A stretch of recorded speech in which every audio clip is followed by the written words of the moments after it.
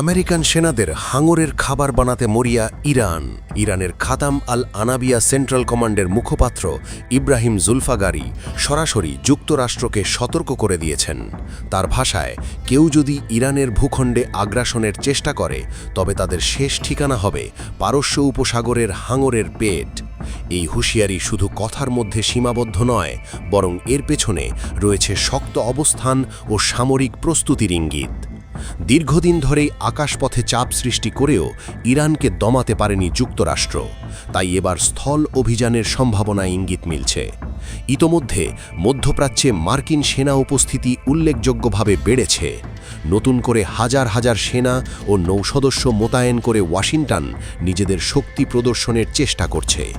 ইসরায়েলের সঙ্গে ঘনিষ্ঠ সমন্বয় এই তৎপরতাকে আরও তীব্র করেছে। তবে ইরান স্পষ্ট জানিয়ে দিয়েছে, চাপ দিয়ে তাদের নত করা যাবে না, বরং যে কোনো আগ্রাসনের জবাব দেওয়া হবে আরও কঠোরভাবে।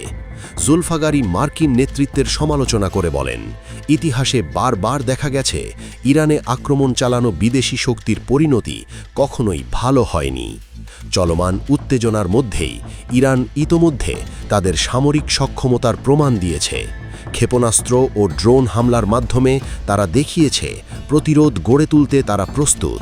তেহরানের বার্তা পরিষ্কার, শান্তি চাইলে শান্তি, আর যুদ্ধ চাইলে তার চেয়েও কঠিন জবাব। এখন প্রশ্ন একটাই, এই কঠোর হুঁশিয়ারির পর যুক্তরাষ্ট্র কি তাদের কৌশল বদলাবে, নাকি মধ্যপ্রাচ্য আরও বড় সংঘাতের দিকে এগোচ্ছে?